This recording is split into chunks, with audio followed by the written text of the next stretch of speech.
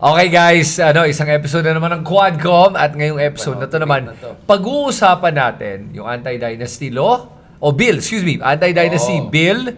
Tapos, ano ba iba pag-uusapan natin, Richard? ICI, yung mga nag-resign ng mga big profile, may mapo-fold na ba siya kasi may ombudsman na tayo, nagiging redundant na ba ICI? And then ultimately, ano bang gagawin ng opposition? Saan sila po-position? Saan sa po-position ng opposition? Tunay na opposition. Okay. Hindi yung Marcos 2016, Marcos 2019, Marcos 2020. Yes. Biglang Marcos Bangag, Marcos Corrupt. And the 2028, biglang Amy Marcos, Sara Duterte, unit na naman.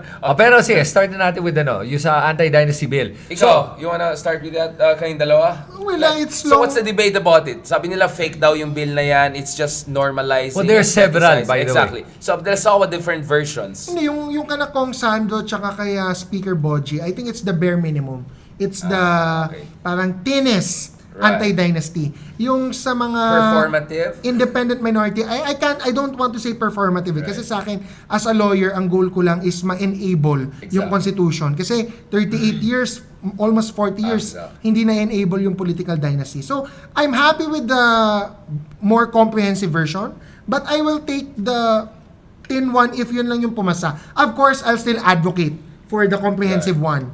But let's see kung let's push for the comprehensive one. I think the Marcoses, the Ds, will be pressured to go for a more comprehensive one. Because ang gusto ko lang ipaalala sa mga tao, lalo na sa mga politicians, if you castrate yourself willingly, you are also castrating the Dutertes. You're also castrating some of the worst dynasties in other places. Castrating or circumcision?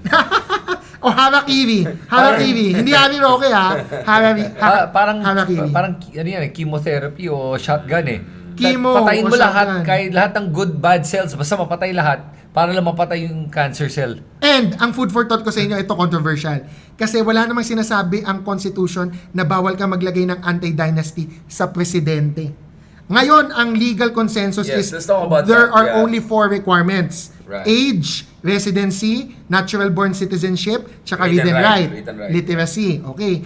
Aside from those 4, bawal ka magdagdag ng property requirements, bawal ka magdagdag ng LGBT, ng religion, ng race. Pero, anti-dynasty pwede mong idagdag. Why? Kasi in another part of the Constitution, sabi, pwede ka mag-ban ng anti-dynasty. So ako, ito ang food for thought ko.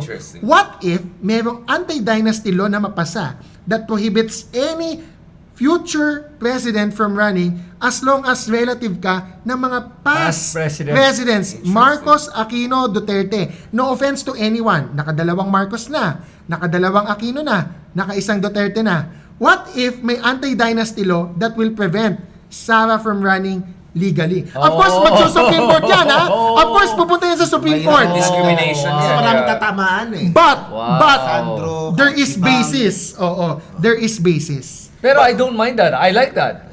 Regardless. Ang problema nga, magkaka-question nga sa Constitution kasi parang malilimit yung requirements, dadagdag sa requirements sa pagtakbo ng presidente. But the Constitution also said you can ban dynasties. Kaya nga mahabang diskusyonan and pero yun nga, it's the variation, di ba? Yung second degree of consanguinity, sabay-sabay, baka pwede tumakbo pero hindi sunod-sunod na mag-ama or mag-ina or inheritance. Exactly. Ako naman dun sa anti-dynasty, ang problema dun sa ibang lumalabas nga masyadong 1,000 life tayo dyan. Masyadong mahina in a sense na posible pa rin sa isang probinsya 5 silang nakaupo. Kasi may mga loophole per district pwedeng So I think the best para sa akin is malimit per province siguro 2. At the very most, 2. Isa sa local, isa sa provincial. Tapos sa national, 1. Diba? Tapos sa national parang ganito, sa Congress, walang dapat na kapatid. Walang magka-same na pangalan, ganon. Sa senator. So are you referring to Boji and Sandro's bill? Kaya can we specify? Okay, let's specify. What are different versions? What are the pros and cons? Basta, let's go technical. Technically, yung kay Kong Sandro and Speaker Boji, pwedeng may Presidente Marcos, pwedeng may Senator Marcos, pwedeng may Congressman Marcos, pwedeng may Mayor Marcos, and may Governor Marcos all at the same time. Pwede. And I'll add pa. Paano naging anti-dynasty? Exactly, and I'll add pa. Barangay Captain. Barangay Captain. And not just that. Pwede ngang iba-ibang district. Iba-ibang district pwede. And party list. Party list pa. So, walang nagbago. Okay, so tama yung sinabi ni Asidre. basically, this Why is bill, that performative? this bill legalizes Exactly. dynasties. It's not even That's the problem Sino with that. nagsabi? Si Asidre. O si Kong Jude. Oh. wow. Sinabi niya na, Yeah, he said "Hindi, that. because it's true. Literally, Tignan mo, yan ang problema nga sa mga D. They have governor, mayor, councilor, Congressman. congressman. Congressman. They have, lahat, meron sila, kompleto sila. Now, this bill protects all of them. Legalizes naman siya. O, tingnan mo, nakalagay So, naman saying, dito. We're following the law. Legitimizes Yun ang problema. Pero anong pinagbawalan? No? To be fair lang, para lang klaro. sige. Ang Pros and pinagbawalan cons. ni na Pros and Sandro and cons. Speaker Boji D is pros. bawal yung successive. Meaning kung Mayor Marcos ngayon naka 3 terms, bawal ng Marcos ang susunod. Hindi ko nabasa yun. Anong section yun? Wala yun Wala. Parang wala. Walang ganun. Ay, pero Section 5 lang ano yun. pinagbabawal nila? Ano lang pinagbabawal nila? Wala. Limit to one. Meron! Wala. Isa. Limit to one. Sabi lang, limit Pag to sa one. distrito, isa lang. Isa lang. Oo, pero ang problema nga nun, na nakakatawa dito, Maraming distrito sa isang, yun. kahit sa isang distrito, talaga naman isa lang ang mananalo eh. Oh, ang sinasabi lang hindi pwedeng 2 D maglalabanan sa isang distrito. Oh, isa lang naman ang mananalo eh. So, I can't walang- say na hindi ako sure na wala. Ang alam ko, Wala. bawal yung mana-mana. Wala. Bawal yung mana. walang nakalagay. But I'm telling you, I read it. Sa I akin read siguro it. dapat hanapin muna yung kung saan pwedeng mag-agree yung lahat. I think yung unang-una is yung dun sa successive. Maganda sana mag-agree muna lahat. Bawal ipagmana. Bawal after 9 years hindi pwedeng pumalit sa iyo Asawa, anak, ama, kapatid. pinsan, muna. After even 3 years pinsan. pwede ka nang tumakbo ulit. So yun muna at least mag-agree muna Pahinga. sila May doon. pahinga talaga na Oo. totoo. Pangalawa, siguro ilan ba ang pwedeng per province kunyari? O pag Metro Manila per city, ilan ang pwede? Pwede ba mayor tapos konsehal anak? Hindi Is that pwede. considered a dynasty already? Governor, mayor, municipal. Hindi bawal. governor, mayor. Dapat bawal. Yeah. Ano lang pwede kung dalawa? Hindi pwede. Alam mo sa akin, Isa ako lang lang, per province. ako lang to Oo. be strict about it, wala nang political dynasty. Fourth consanguinity, yun na yun. Dapat, Fourth degree. dapat. Yun na yun. So, ang definition is the concentration and dominance of elective political power by persons related to one another. Yun ang definition nila ng dynasty. By that definition, ang dami mo. Hindi, sa kanya hard stance eh. Ang problema sa hard stance, Hindi mapapasa yung sinasabi mo. mapapasa. I understand. So, But may I'm saying, compromise eh. nakikita ko kasi dito ang strategy ng ating mga kongresista. Kina Sandro, ganito yan. Let's start with the bare minimum. Akit tayo. Kaya tayo, para malayo yung yung starting sakbayan naman, stand sila. Kabilang side. Maximum Oo. tayo, baba tayo, Kabilang. negotiate tayo Okay in yan. between. Yan, okay yung isa. Okay, Yung mataas tayo, Tapos, bawasan na lang natin if ever. sige, compromise. Sige, third degree na lang. Sige, paayag tayo third degree. Pero, importante dito yung succession. Na kailangan klaro, if you run for mayor, tapos ang 3 term mo, you can never run again. Period dapat. Ang ginagawa kasi ngayon, Bisan gusto ng tao eh. Parang kaya ngayon nga tayo nagkakaproblema ngayon with elections eh. Kaya nga nagkakaroon ng mga Sobrang extreme pala sobrang yung pero, sa'yo, pero problema hindi. kasi pag- Gusto mo ba talaga? Yung ginawa ni Binay, for example, yung ginawa ko example si Binay, tumakbo 3 term.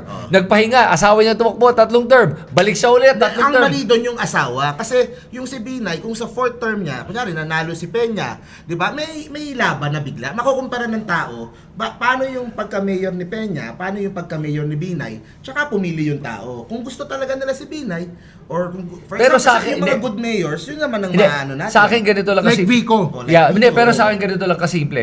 Hey, alam mo, you know what? Sa proposal mo, mapagbabawalan si Vico. Oh. Na natapos lang Absolutely. natapos lang yung 9 years niya. And yes, ako, I like that. Why? Kasi, pwede naman siya tumakbo, sabihin natin Congress or Senate. Tapos na siya for mayor.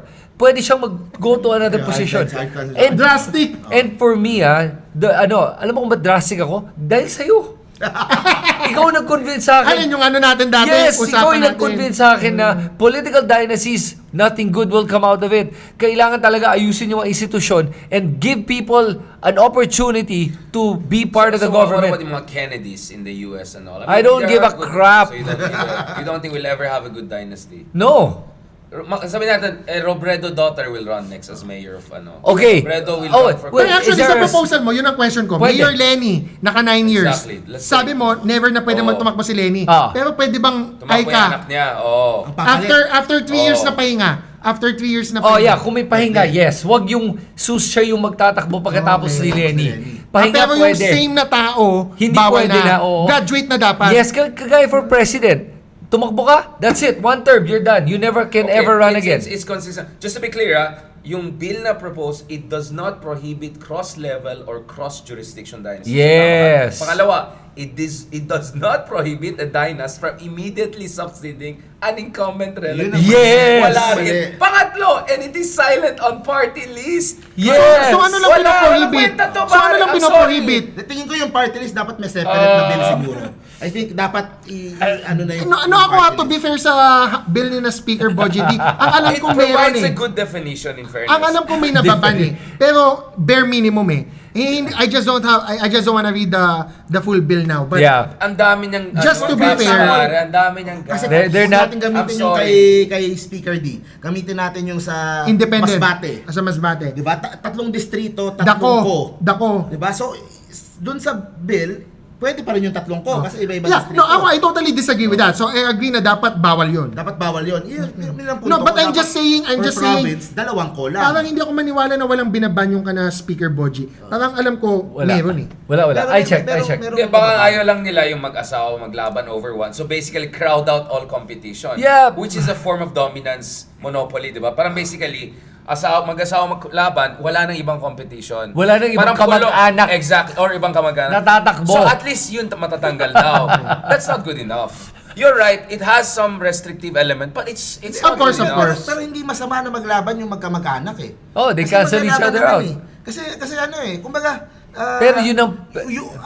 paano kung magkaaway talaga yung magkamag-anak? Ano, Parang- Jaime Marcos? Hindi, parang- Jaime Marcos, BBM. I'll give you a good example. Villafuerte. Naglaban yung mag-ama. Nagsisigawan, nagmumurahan yung mag-ama. They were both running for Congress ata. Naglaban, nag-away, nagdedemandahan pa nga. Villafuerte. But you know why that's happening, di ba? Sa sobrang, they're so Dominated. drunken with power. Yes. At some point, kaaway kapatid na yan. That means they Yes. killed democracy. Naging private property fight Yes, na lang siya. exactly. That's how Mas toxic maglaban yung dynasties are. mag-anak eh. Hindi sa Sila akin. naman Proves naman your nanalo point, eh. pare. It proves your point. I'm beyond that na...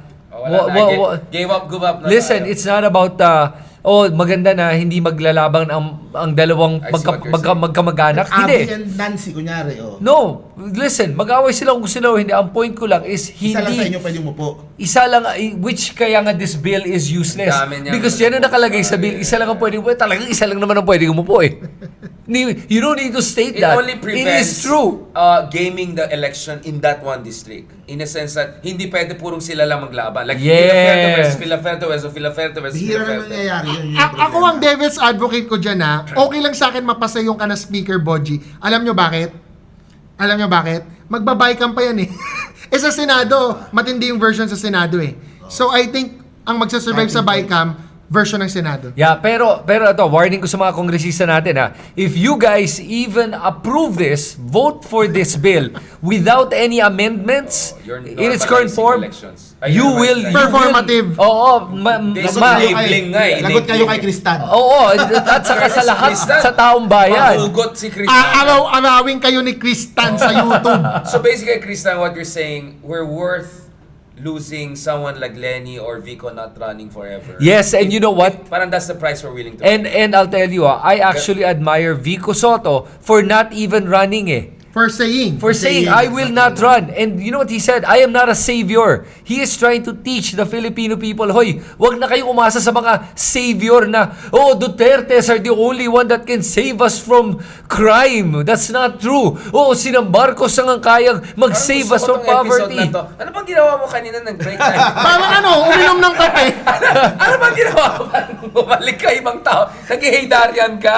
Ikaw yung haydarian ngayon eh. Ako yung hate Darian. Oh, di ba?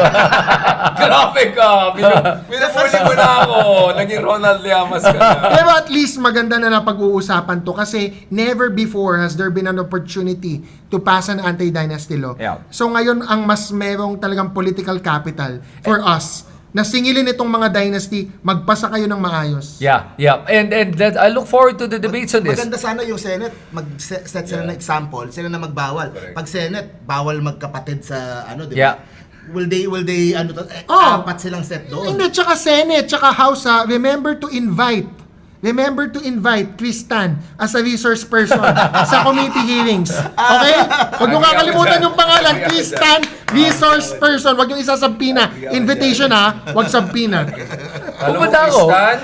Kasama na kayo ni Justice Carpio dun sa petition niya. Believe na ako sa kanya. pero You're our imagine kung champion. mapasa to ni Marcos, no? Yung Correct. kunyari, kahit sabihin mo ng nasa gitna. Game changing. Okay, ito. What is feasible? Because harikiri na yan. The one you want, it's not gonna happen. What is the mid-range we can get for now? And then hopefully next election, pag mas matino yung Kongreso, we can push for something. Let's be realistic. What can we get for now? Are you willing to compromise with the mid-range option? Ako lang ha, if I was a member of Congress, To make it pass, if I was a member of Congress and magka tayo, colleagues tayo, tapos ikaw parte ka ng dynasty, I will talk to you privately. I will say to you talaga na, pare, gawin mo na to para sa bahay. Bakit ka ba talaga andito? If we're really gonna, no, harap-harapan, dediretso. But in private, hindi kita papahiyain in a public session na nakikipagdebate na, ayan, kaya mo ipasagan. I'll talk to you privately. Hindi kita Paano kung ang papahiyain. sagot niya, And, wala akong ibang mahanap na trabaho kasi wala akong kwenta. Well, Ano yan, Paulo Duterte? Hindi, ako ito ha. Let's be honest. Doon sa maraming senador Congress, ilan sa kanila employable in a competitive merit-based they will market? not be employed. Who can earn anything close to that? They cannot, bro. They're not And I am employable. so sorry They have kung hindi never ka worked in their employable. life. Sasabihin ko They have sa'yo, I'm never sorry worked kung in hindi. their Isa life. pang Will issue. you hire them Wait, in your parang company? kinakausap talaga ako ni Kristen na ako talaga yung congressman. Ang isa pa dyan, okay lang ba kung yung isa elected official, yung iba working for government or may ganun pang aspeto. That's Civil servant. Civil Civil servant. servants. Okay. Or That's maybe- another- As long as hindi magda-directly, I mean, you can say kunya civil servant ka, I don't know, DFA or like, I don't know, Hindi, Hindi yung empleyado ka din ng or munisipyo. AFP or Pag, something. Empleyado ka din ng career, pag Kapitolyo. seso, dapat pwede kasi seso yun eh. pero yun, Career yun eh. that's a different bill altogether. That's the anti-nepotism bill naman. Correct. Yan ang kailangan Oh, naman. good point, So, good point, ilan good yan eh, point. anti-nepotism bill. Talaga ni Galing, Chris, magaling. At ano, senador na talaga to for 2028. Dali. Officially, we're gonna launch the campaign. Senador. I'm not- Gamboa! Yun ang ano mo ha, yun ang Hindi, platform mo. hindi ako- Ban hindi all ako- dynasties. Support talaga ako. Gambowatan! Bro, Ayun. Okay, pero sa 2020. Pero dagdag mo itong isa pa. ban dynasties. Kasi sa akin, dalawa lang yung bagay na kailangan pagdesisyonan sa simula eh. Una, ito sa akin pinaka-importante talaga, yung after 9 years, dapat hindi papalit kamag-anak mo. Kasi Yep. doon talaga nagsisimula lahat ng mga 3 I agree, I agree. Correct. Yun number 1 yun. Pangalawa, ilan lang ba ang pwedeng magkapamilya sa isang lugar? Isa, dalawa, tatlo? Oh, yun ang pagdesisyonan muna. Pag nagkasundo sa ganun, mas madaling i-ano yung mga detalye. Yung tinitingnan mo local, no? I think that's possible. Sana mangyari. Ako naman, yung tanong ni Richard, what's possible na makuha na bill? Akin ang naisip I'm ko, just being realistic. bawal magkapatid or magkamag-anak sa Senado. Okay. I think mapapasayan. Sa number 1, no? Mas madali yun. Madaling mapasayan. That's what I'm saying. Na I just want something to move. only one Tulfo, only Muna, one muna. Estrada, only one Villar, only one Cayetano. Mapapasayan. Okay. Pag Sa napasa, di ba, Congress, si Mark, no? Sa Congress, dapat sa tingin ko, only one surname.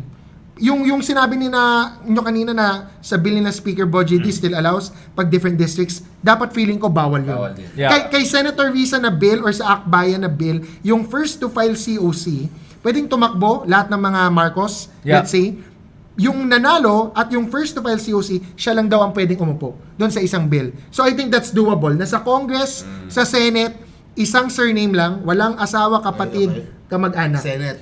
Yan, doable yan. Okay. So, are we sa willing, Congress sorry, kasi- going back to this, are we willing to relax any one of these three? It does not prohibit cross-level or cross-jurisdiction dynasties. It does not prohibit a dynasty from immediately succeeding an incumbent, and it is silent on party list. Dun sa tatlo na yan, Yung where- second, bawal yun sa kanya. I Okay. agree with Kasi him. for example Non-negotiable si sa'yo Gian yan. Soto is vice mayor ng QC, Okay. si Vico Because Soto it affects the is mayor succession. ng Pasig.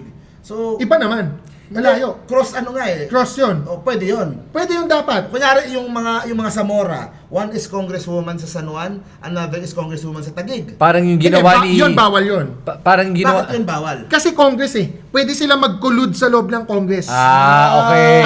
Ang sagot ko kasi dyan, ikaw kasi sinisisi mo ko na radical ka na sa anti-dynasty. Ay sinabi ko sa kanya noon, ang problema sa dynasty yung checks and balance. So yung Vice Mayor Gian Soto versus a Mayor Vico Soto, wala naman silang They don't work kinalaman together. sa checks and balance eh. They will not have to check and balance each other. Si Congress, paano kung dalawa same committee, same surname? Right. Paano kung appropriations, dalawa kayo? Pero ang tanong ko dyan, paano mo pipiliin? Kunyari, dalawang First to congressman. file COC. Hindi. Unahan sila doon sa... Hindi. Alam mo, Matutulog sila sa Comelec. Hindi. Ilang oras Alam bago mo, filing, unahan silang alam mo, magpapile, takbuhan sila. yun yung sinasabi ko nga Toss eh. coin. Yun ang sinasabi ko nga eh, na pagdating sa pagkakandidato, I don't have an issue kung lahat sila magkakapangalan na tatakbo. Kasi at the end of the day, isa lang naman talaga mananalo. Yun yung... Hindi, ito magkaibang lugar eh. Hindi, ang sinasabi niya, paano kung may tatakbo? Kung San Quezon Juan- City Congressman Gamboa right. and San Juan Congressman Gamboa. Hindi pwede. Baka pareho Basta sila- within a certain degree. Sino sa kanilang dalawa ang pwedeng First to tumakbo? file. Ang mangyayari, unahan sila sa Comelec, nakahintay silang gano'n. Or, Yeah. Mag-file or, sila, ano. or pwedeng sabihin din ng batas na resolve it among yourselves first. Kung mag-agree kayo, sino ang uupo? Yun ang Or, isang yeah, tanong kung eh. hindi, both of you cannot. DQ. Oh, DQ kayong Okay, dalawa. so ano yung pinaka-non-negotiable Hindi, natin? pwedeng gawin niya ng... Yun. Yeah, Yung hindi pa- pinaka-non-negotiable. We're trying to pass something. Kasi Hindi I want pwedeng something- dalawa Sa sa Senado. Senado. Clear. Hindi- Ako Lahat rin. yun. Lahat. Congress. Agree. Congress Non-negotiable. din. Congress Okay. din, I think hindi pwedeng dalawa. I agree. Okay, agree. Even if it's district party list, hindi Okay. pwede. Bawal. Bawal, oo. Backdoor yun. Yung succession. Succession, hindi din Succession, pwede. talaga. Immediate succession. Immediate succession. Wala rin. Wala. Oo. I think yun, gusto Gusto Zero. natin yun ha, no negotiation. Yeah. Okay. No, I Hindi, think sa Congress medyo ano pa ako. I think gusto ko Are yun you willing mapasa, but I don't think it might not be feasible. So depende yun, we'll see. Kasi sa LGU, yan ang pinakamalaking problema. Did you know majority of the LGUs, majority Pare, agree ako sa tatlong principle dekada na ang mga nakaupo doon. Majority since 1986. Nakaupo pa hanggang ngayon. I mean, the Dutertes, the Binays, the Estradas kayo na ano na ni Zamora, who's also from a dynasty. Escudero sa Sorsogon. Sorsogon. Ang dami. I can name you. Mga Villafuertes. Ang dami. Ang dami ako maniname sa'yo. Bautista, Davao Occidental. Oo, na nakaupo doon. Sobrang minority yung mga Vico Soto. Yung nangyari sa There are exceptions. Manila. What happened in Manila? You That's don't an make exception. rules based on exceptions. Oo. That's the number one rule. And the thing is, ito, naniniwala ako na maraming very capable Of course. na pagpatakbo ng ating gobyerno na hindi lang nakakuha ng pagkakataon dahil mga dynasty ay bumabalik, ginagamit ang pera at administrasyon at yung posisyon nila para manalo ulit.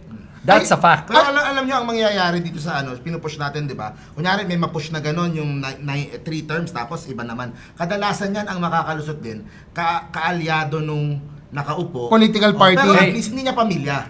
Tapos at any time pwedeng magsarili yun eh. Pwedeng magano yun. At least may chance yung tao na mag-break away doon sa pamilya. Correct. Yun. Perfect example, Mayor Lim. Tapos si Atienza. Isko. And then Isko. Nag-break sila from their magkakasama. Mga vice mayors, biglang hindi na tayo, magkalaban na. Nung una. Hanilet, magkaalyado, naging magkalaban. Ganun. Okay, I'll raise another logistical reality here. So one is the political viability.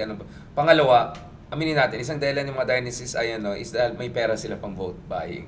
Meron silang machine. Yeah. So kung tatanggalin mo yung dynasties, magkakaroon ng vacuum.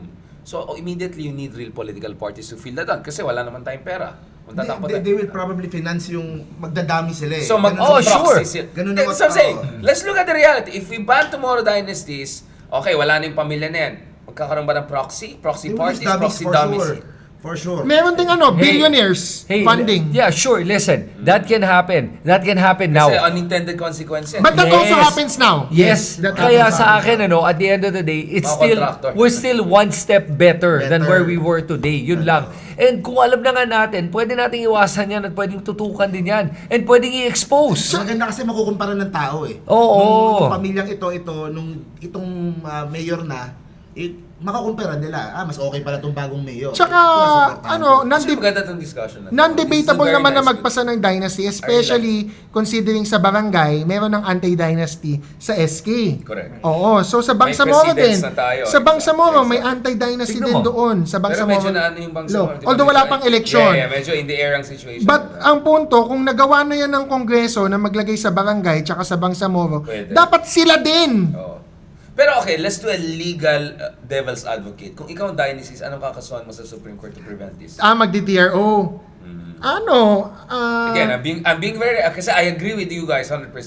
Ang inisip ko lang, I want this to happen eh. So ano yung mga problema, anong mga butas dito? Well, walang pwedeng gawin na pagbawalan yung pagpasa ng batas. Ang pwedeng i-question dyan ng dynasty is yung sa definition, if it is overly broad Yun or na. overly restrictive. Or restrictive, Ang magiging yeah. basis dyan, although I haven't checked, yung deliberations ng 1987 Constitution. So hindi ko pa na-check yung deliberations if they said first degree, second degree, third degree, or leave it to Congress. Pag leave it to Congress, the Supreme Court will have to respect whatever definition I get what Congress you're does. Yun nga eh.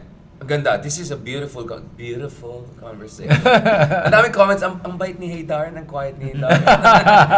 Nauna na yung New Year resolution. Hindi po siya hindi po siya nakadalawang kape. Well, nag-espresso ako, di ba? Isa lang yun. Isa Last lang time na kape. dalawa eh. Oo. Okay, on that note, let's go to the really interesting discussion. What should happen coming 2028? What should the opposition... Okay, let's start with you. Star of the show. You were there sa EDSA, and there's a debate. Trillanes Capan was telling me his problem was that feeling niya sabog yung organization. Hindi dapat may program sa 10, 1, 2, 3, 4. Dapat sabi niya, isa lang, 4 to 8. Andun na yung band, andun na yung artista. Concentrate forces. Basically, don't spread your... Very Okay. military. Like, concentrate forces, show force.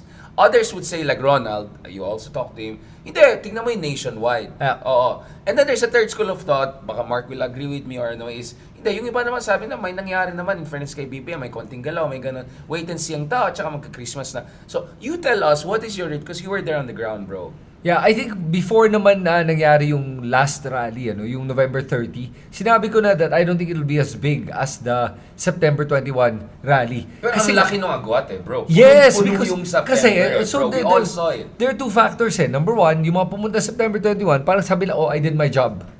Okay Which is wrong. You shouldn't be like that. Not saying it's right or wrong. I'm just saying that is what That people is were thinking. the truth, oo. Oo, na may iba naman doon. Ako na yung pumunta last time, may iba naman pupunta siguro sa November 30. Ngayon, then the other thinking naman is this, gumagalaw naman yung gobyerno, nakinig na. So tingnan natin, antayin na lang natin. Kaya chill muna tayo. So those are two factors that led to people not going to the November 30. And let's be honest, the first one also left a bad taste in your mouth. Bakit? Kasi nung pumunta ka, nakapunta ka ba nun? Yes, September Okay. 21. Alam mo yung problema doon pagdating mo? Sa lahat sinabi, asan tayo pupunta? Hindi ko makita yung Yeah, stage. medyo...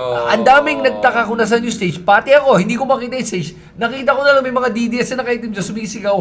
BBM na sa akin! Na talagang pabagsakin ng gobyerno. Sino to? Mga DDS to. So, nakakawalang gana and it left me And then wanting. doon sa Menjola, nagkaroon ng gulo. Nagkagulo. And then ito pa pala. Then there was that rumor going around na magkakagulo daw sa November 30. Sobrang lala nung rumor na yun na pati si Richard Haydarin ayaw bumalik ng Pilipinas. Dahil siya mismo natakot. Sabi niya, hindi ako babalik kasi magkakagulo. That's how credible this rumor was. Ronald Llamas pa yung pangalan. Ang ng galing, kape. ang Give galing, ba ni Ronald Llamas yung kape sa'yo? Yeah, pero hindi. Akala ko, kaya ayaw niyang bumalik sa Pilipinas kasi pagbakasyon na. Pabakasyon na yung November 30. November 30, bakasyon, Christmas. Hindi, dahil ang mahal ng ticket dahil pabaksak yung peso dahil sa gulo na nangyari. Hindi na ma-afford yung kaya na makauwi-uwi ngayon, di ba? Uy, pero yung sa organization, nagtataka din ako bakit isa lang yung stage considering Last minute ka. pag rally ni Lenny, ang ginagawa mo yan, pag expected mo malaki yung crowd, mayroon kang parang satellite TV or May mga TVs. at a satellite stage. Kulang no September 21, kulang pa. Ano, September 21 kasi, akala nila okay na yon. Yun kulang. And plus, iniisip nila, they were being considerate of EDSA na para hindi, kasi sabi ng polis, hindi pwedeng mag-obstruct. So, iniisip nila, hindi, dito na lang daw lahat sa White Plains. But in the end, nag-obstruct sa Exactly. EDSA. Oo. So, ngayon, yung pangalawa November 30, sabi nila, sigurado mapupuno naman yung EDSA. So, naglagay na sila ng TV, even on EDSA. Ang problema ngayon, hindi naman napuno EDSA. Northbound Yun nga yung sinasabi. was still moving. That's Actually, the thing, yeah. everyone was walking on the sidewalk. Unlike the first one, everyone was on the street. So, yun ang pinagkaiba. And, but Nasabi mo yung mga factors pero ang hindi mo nasabi, yung sinabi ko kay Richard, I think merong impact yung holiday season. Yung November 30, medyo, holiday siya, tapos December, yung mood ng tao medyo papasko na eh. Aside sa, may nakikita silang onting galaw, kay BBM, sa admin, those are all true. I also agree with that. Pero yung holiday season, I think medyo naka-affect din talaga yun. pwede. I mean, yeah, you can, I mean, there's a lot of factors. Yun ang point lang natin. Multi-factorial. Yes, but having said that, meron pang EDSA Power. anniversary, People Power anniversary on February 25. So apparently magkakaroon ulit ng isa pang Demonstration. Yes, at that time. Pero sa akin again, let's see what happens between now and Christmas at the end of the day. And Tingnan natin. February 6. Yes, so yun. Yun yung may mga key moments tayo na titignan. I mean, ito nga sinabi nila bago magpasko may makukulong. Wala pa. Number 1, wala pa. Number 1, number 2. Si Diskaya, ano pa yon? Voluntary surrender, wala pang warrant. Ay, hindi pa nakakulong. Oo, hindi pa siya Hindi pa. At saka sa akin, ang daming mga gusto nilang kasuhan na mga maliliit na isda. No big fish yet. It's so disappointing to me na nakikita ko na itong gobyernong to is relentless pagdating sa mga private individuals. Pero pagdating sa sarili nila, wala. So yun ang problema. So let's see what happens in December. Listen, we're already at, less than 2 weeks away from Christmas. Akala ko pinapalis mo kami sa bahay mo. Kasi medyo... Para inviting I think you guys have to leave na. I need to rest na. Hindi ba historically mababa talaga ang output ng tao, ng warm bodies pag November, December. Most of the big rallies first Unless quarter. INC ka. Unless INC. Pero even then, mababa yung numbers nila for Relatively, themselves. fairness, yeah. Mababa By ang their numbers nila standards, para sa kanila. Hindi sila umabot ng 1 million, which is usually kayang-kaya nilang In abutin. fairness pa rin ang INC. In fairness pa Show rin. force pa rin. Pero ang first quarter storm, ang EDSA, nangyayari yan, Jan-Feb. So, Yeah, I think Feb would I'm be the not next too big thing. bothered na onte ang lumabas nung November 13. Okay, so last point. So what should be the game plan now for the real opposition? Ano bang position? De facto unity with the administration in sense na push BBM to make the most concession and basically have a unified candidate against Sara, or basically each have to go for their own side, bahala na lang, rambulan na lang sa 2028, or who knows, baka Sara will not be able to run, makasuhan na yan, so let's not worry about it. Kasi the argument of some is, ayaw maging epal yung ibang leaders ng opposition. Pangalawa, baka maging divisive pa yan. May mga gustong Bam Aquino, may mga gustong Risa, may mga baka Kiko gusto nila, it's time for Kiko. Syempre, baka maging divisive daw yung issue na yan if you raise it now. Others would say, no, this is the time to show direction. People want to see, Sara already made it clear, she's gonna run. BBM has made it clear na ito na, legacy niya na, this is it, and wala siyang klarong kandidato. So, where do you think should the balance be? Ikaw, Mark. Sige. Kanina pinag-uusapan natin, di ba? Ako sa ngayon di ba merong survey na lumabas yung sa WR numero kung ilang porsyento yung DDS, ilang porsyento yung pink. So yung DDS nasa 33% dun sa survey nila. Although syempre tignan din natin yung ibang survey, pero siguro mga nandun nga. Tapos yung sa Kakampinks, kalahati nun, sa admin, medyo kalahati nun. Sa And then the undecided, malaking undecided. Undecided, malaki. Oo, malaki yun. Yun yung kaya importante, yung ilalabang candidate sa 2028 ay attractive dun sa undecided. Okay? Kasi definitely That's a good point. hindi mo na kailangan ligawan yung kung pink ka, malabong boboto mo si Sara or Correct. Duterte ka. Good point, good point. Kung admin ka, ganun din, malamang malabo din So, dapat dun sa undecided. Kung attractive or pwede nilang iboto doon sa undecided. Sa ngayon, ang pinaka ko pa rin is a combination of Pinks and Atulfo doon sa kampong yun. Sa akin yun pa rin yung aking combination. Kung sino man nasa taas, sino man nasa baba, pero at least kailangan magsama yung dalawang grupong yun. Plus, ang sinasabi ko din, hindi sila sobrang associated with the admin. Right. Yun yung sa akin. Okay, Dapat so yun. kung kaya ng admin maglabas ng sariling slate for senator, VP, kung may makuha silang pang-presidente na hindi naman ganun kalakas, yeah. ilaban, That's a good Ilaban nila yon. Medyo hiniwalay yung doon sa Good point. Pink and Tulfo na combination. Kung ano man mabuo doon. With that being said, I think sa ngayon, syempre sa Pinks ang pinagpipilian, si Lenny said sa ngayon di siya interesado. Bam and Risa, yung dalawang yun naman din lumalabas sa mga survey, diba? Sa taas ng konti si Risa.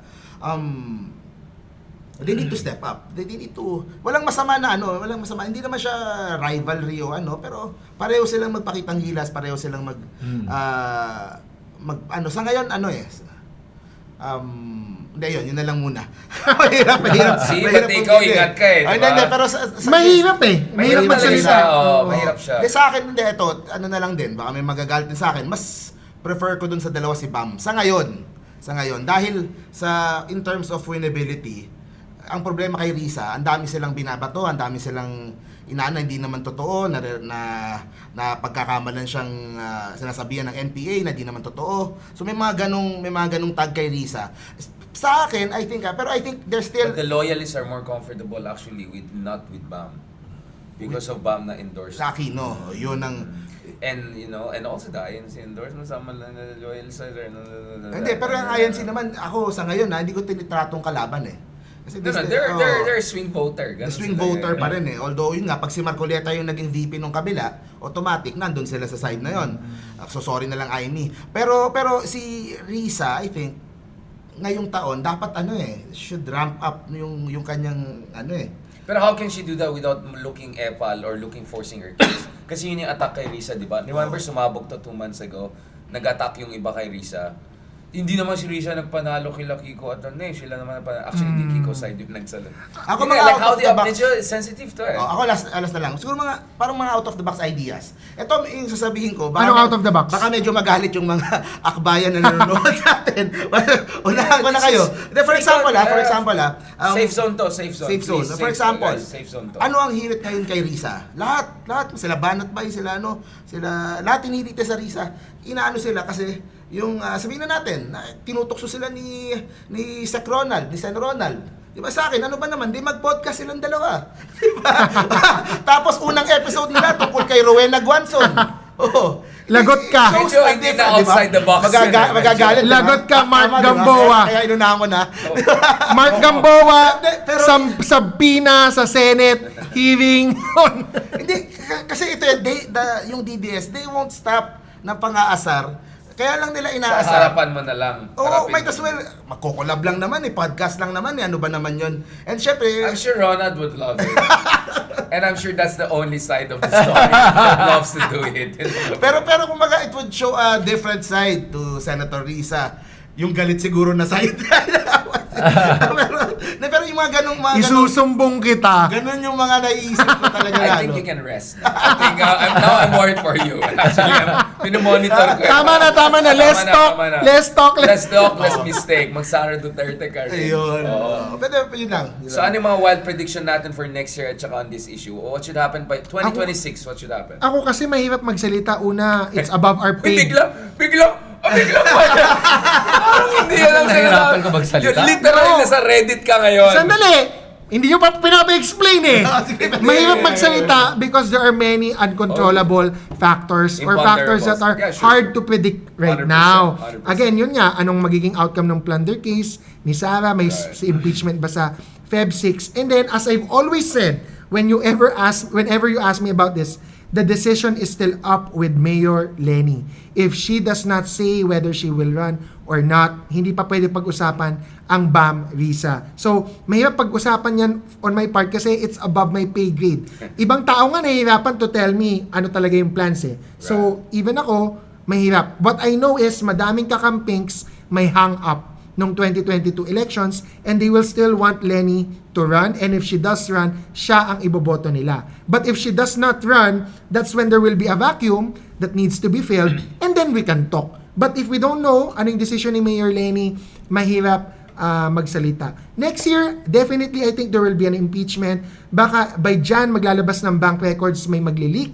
Ang aking prediction. And then after that, medyo malabo pa eh. But definitely 2 to 3 months trial sa House dun sa impeachment case. Para na tayong may Senate mini trial. And I think that will produce a lot of good things. So hold your horses. Caution. Hold our horses. Oo, let's wait and see. Kasi gusto ko din na mag-prepare early, but it might be too early kasi may ibang supervening or you don't want to events. be in the middle, in the eye of the storm. Yes. Kumbaga medyo less the dust settle muna. I agree with that. Correct. Actually, I even see the Bam Aquino argument, which is, di ba, the Bam Aquino basically thesis is, alam niyo naman, pag kami, hindi kami corrupt, hindi kami mamatay tao, and let's just be practical. Let's win over yung 40-45% na undecided. And most of them don't want to get into ideological fights and ay balikan ng past. They want forward-looking, constructive, pragmatic. Of course, the counter argument is, of course, it's easy for you to say that because it's the Riza type and Trillanes type who are doing the dirty job and taking the punches. So parang nag-piggy bank ka basically sa kanila. I'll be honest, that's the other side of the coin. Exactly ganun. But there could be also one theory whereby all of this can work together and there could be really one unifying candidate that can make all of this work, including bring the loyalists and the admin as a de facto ally. But nevertheless, with no strings attached. Pag si Lenny next president or si Risa in a fair game yan, you can go after BBM, you can go after all of that. Ikaw, let's close on this because you're the host and you were trying to kick us out looking at the time. No, I'm not trying to kick you out. I'm actually very intrigued at the discussion. Pero sa akin, It's nice. It's a good ganito lang yung basic sa akin. Right now, let's see what the House does. Given that Marcos has already said na may 4 na priority bills. So tingnan natin kung anong gagawin na with these 4 priority bills kung talagang mapapasa siya in its true form, how it's supposed to really be effective, number 1. Number 2, let's see what happens to the cases against Sara Duterte. Tapos let's see also what happens with the other accusations. And also kung ano ba mangyari dito sa flood control issue na to with the ICI. I mean, let's face it right now, na the ICI is powerless. All they can do is recommend. Yun lang ginagawa nila. And even the way they investigate, mahina mag-investigate. Hindi nga sila makagawa ng live stream with their current state. Sasabihin lang, executive session, wala na. Tapos na, wala na live stream ulit. They're so useless. And I don't even think they have enough budget, manpower, and supplies to be able to do proper investigations. So the way I see it, ICI is dead. Kailangan maipasa yung totoong independent commission on flood control. Yan. So kung makita natin yon, let's see what happens. Now, with regards to Sara running and honestly, tingin ko kay Sara, tingin ko duwag siya. I really think that. That's why hindi siya tumakbo ng 2022. Yun lang yun Hindi siya ready. Obvious naman Exactly, because nakita niya... It's out of her league. I mean, obvious. Yeah, even now, it's still out of her league. She knows that. Kaya siya kabado. She is afraid that baka manalo nga ako and oh my God, anong gagawin ko kung manalo ko? Natatakot siya. Hindi siya katulad ng daddy niya. Yes! Digong had the gravitas, kahit mali siya, meron pa rin siyang authority and all. Yes. And this is not sexist, by the way. It applies even more to Pulong or Bas. Sure. Sarah is the most competent kid, just to be clear about Yeah, and nakikita ko talaga sa mga anak, especially with Sara Duterte, I really think meron siyang konting takot na paano nga kung manalo ko, anong gagawin ko. Oo, this is above my pay grade. You get promoted to your level of incompetence. But for survival, she has to. Yon. So baka gawin niya She out will be to forced. survive. Tapos bahala na. And then nakikita mo naman the type of people she hires. She doesn't hire based on competency. Loyalty. Based on merit. Based on loyalty. And as long as sunod-sunuran ka and you do not question anything she says, she hires you. Pansinin Grabe! mo. Pero pansinin mo, lahat ng mga tao niya na hinire niya, kausapin mo. Lahat sila, opo, yes po, wala po akong alam dito. mga yes men, yes Sinabi lang po ni Sarah, gawin ko po to, gagawin ko po. Paano na si Zulaika? Lako, ibang issue naman yon. Okay. Paano na si Madriaga? Yun. Tsaka si Colonel La Chica? So may mga ibang mga ganyan pero Hindi, mga berdugo. So pag tinignan mo, yan ang problema ni Sara Duterte ngayon. And not only that, she backed out of 2022 because nakita din niya na, ay shoots, baka pwede ako matalo dito Baka matatalo ko ni Lenny kung tumakbo ko, si BBM tatakbo. Hey, internal surveys were showing. Internal, hindi ito lumabas. We're showing BBM Sara run, at the same time, Lenny wins. 100% Lenny wins. Kaya, Si Isko rin, malakas. That's why they had to unite. Yes. Pero may isa pang problema si Sara Kaya ayoko din magsabi sinong tatakbo, anong mangyayari. After, meron pang isang super wild Black Swan next year. After Bato, Bongo. Medyo gray rhino na yan kasi medyo possible siya Yeah. Sara Duterte can also have a warrant of arrest. Yun, From the ICC. Yes, of course. Or it's possible she'll go into exile. Yeah. Tatakas siya. Fourth quarter of That's a possibility. 2026. There's a third option. Just escape. Just go away. Yeah. Just maghumba ka with si Kasi pag nahuli si Bato, First mataan. pag lumabas ang warrant ni Bongo, Takas ka more or less siguradong may warrant si Sara. Takas ka na. Yun. Pero at the same time, remember Sara Duterte feels untouchable.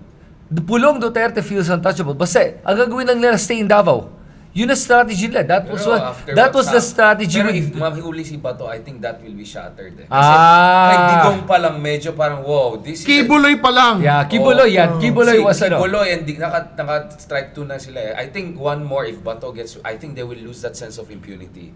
I think they're really... You could see si Sara's putting a strong front Hindi lang strong front. Sara Medyo Duterte desperate. is performing right now. Alam mo what she's performing? she's trying to look presidential. Right. Oo, pero nakakatawa. Sino yung nagsabi nga nun eh? Sige, tingnan natin gano'n ka presidential to. comment ako dyan. Pahuli natin ulit si Zulaika. Tingnan natin kung presidential pa ba siya. O baka magwala na daw ulit yan pag Balik napakul... natin si Torre, si Oh. General Torre. Ano nangyari kay General Torre? And Zulaika is part of the ombudsman case. Yun Part ba? siya sa mga kinasuhan. Oh, yun. Si Zulaika. Can you imagine kung pinatawag si Zulaika ulit, na ospital ulit si Zulaika, ay nakol. Basically, that means release the Kraken. Okay, so this is the part, fast talk part na to. Anong wild predictions natin next year? What do you think is a gray rhino, black swan? Ayun na nga, Bato and Bongo shipped out next year. And Sara potentially face trial and Sara impeachment, definitely. By the House, impeach. Trial by the Senate, it depends. I think sige, let's Wild prediction wild to. prediction. So, okay. Mako-convict si Hindi ito Sara. forecast, hindi ito Mako-convict siya for and Ng mako-convict siya of impeachment court. impeachment, yes. Okay. And after that, then yung kaso niya with the ombudsman will flourish and then makukulong yan.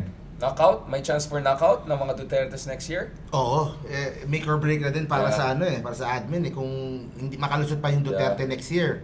Tuloy-tuloy na Silang yan yari. pa 2028.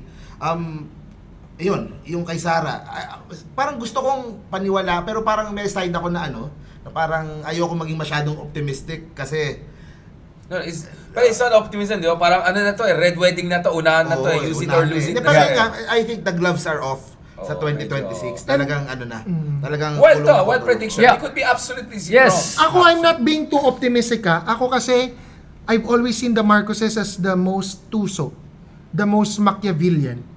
Ang galing nila Be careful maglaro. what you wish for. And They this is- might over-succeed. No, honestly, what if the Marcoses over-succeed and then the game changes? And this is not a compliment.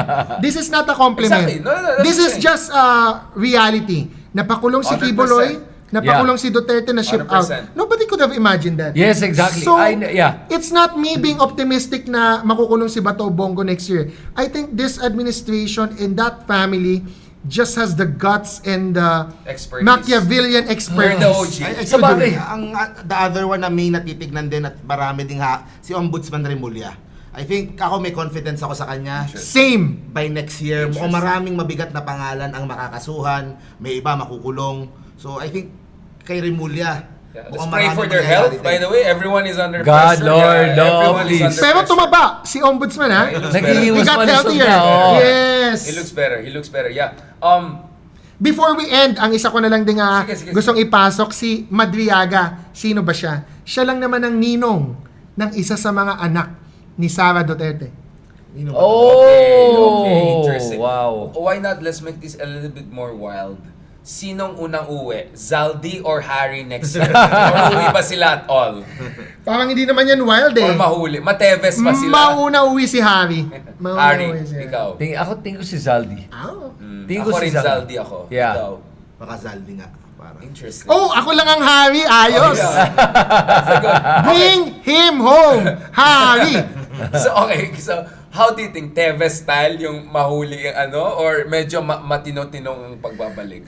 Madidina yung application niya sa Netherlands and then magko-cooperate ang Netherlands to Austria return. yung niya, di ba? Austrian Hindi na Austria kasi nasa Netherlands Yeah. pa siya by now So it will be Netherlands Pero yung according Dublin rules, diba? according to It the only Dublin applies, rules yeah. na Netherlands na dapat ang mag-process if hindi siya na ship out by December 10 to Austria. Oo. Siya cattle. Pero again, everything is tentative because Yeah. This is wild prediction. It's not even a forecast. No, Yes. because Harry Roque is not telling us the whole truth. We only know the truth after the fact. So shocked. I'm so shocked. Hindi, I'm willing to say there's a Harry in me. There's Harry. There's a part of me saying baka nga Harry.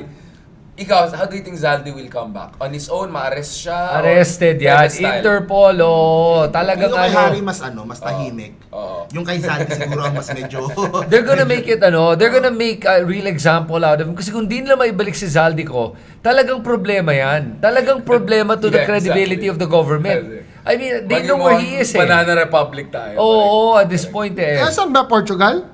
Portugal nga daw eh. Pero pinapalis na rin. Di ba walang extradition ng Portugal? Pero they're asking for the Portuguese government to to help pa rin eh. So kahit na walang extradition treaty, kaya pa rin lang sabihin. Interpol yan eh. Oo, kaya pa rin yan eh. Sabihin, tulungan mo na rin kami dito. Paano pag napauwi si Zaldico, nakakulong siya, like Madriaga, mag-execute siya ng affidavit? Go! Na notarize. Go. Yeah! Listen, if Maybe he- you want to suggest something. Zaldi, if you're watching us, we're suggesting come home na. You can file an affidavit. Wala akong notary license. So, sa iba ka magpa-notarize. Ikaw, advice mo kay Harry? Do you have an advice for Harry? Yung ano ko, yung mana ko, yung share ko doon sa Biancham. Otherwise, ibubuking mo pa siya lalo. Hindi ako, iniingay ko, yung sa media, hindi kay Harry, more sa May point media. ka. Tingnan nyo naman May yung blind kay spot. Harry. Kasi May blind spot. hindi You're right. tinatanong si Harry tungkol dun sa lupa niya. You're right. Di ba? Ako message sa mga DDS siguro. Kayo, parang you fight, papakamatay para kay tatay, ganun. Si Harry ganun din. Pero si Harry, merong 400 Hectares sa Bataan. Kumbaga, he was able to enrich yung kanyang pamilya dahil sa kanyang tie sa mga Duterte. No, So kung nagaganyan-ganyan siya, nagpapakamatay siya para kay Ladigong, nagigets ko kung bakit. Let's Diba? appeal to ang madalas nakakausap si Harry, TV5 tsaka Radyo 5, mga shows doon. So I appeal to the journalists there and the anchors naman. there Correct. na paki-research yung company sa Bataan? First Bataan Mariveles. First Bataan Mariveles Company, and ask Harry Roque if Biancham owns that, and again, relationship ni Harry Roque sa Biancham. Oh, Si Biancham talaga siya talaga yun. Walang question doon. And yung land grabbing, if may land grabbing. napakaganda itong quadcam na ito. By the way, Attorney Harry Roque, siya po talaga nag-iinit sa inyo Ako Sara Duterte Focus ko tsaka Madriaga. Siya yung Harry Roque, Galit ako doon sa mana ko eh. Wala akong mana. On that note, kasi I wanted to add more things, pero sabi ko, mahabang usapan niya, abutan tayo ng 2026 na. On that note, thank you so much, Chris. Salamat guys, We appreciate really yung oras appreciate nyo. this. This was really a good show. I think we should do this. Congratulations to us for the first Year. full Oh. Quadcom. Absent nga, kasi in ako flesh. In In flesh. flesh. Kasi itong third Absent absent ako nung pa, wala na. Oh. Oo, kicked out of the Quadcom, di ba? Parang si Bato, kicked out na yan. Nagchichitos siya. And by the way, sa mga DDS, Quadcom po talaga si Mark Gamboa Kaya wag nyo kaming iiwanan na kaming tatlo lang. Ito po Quadcom, ayun, nandito.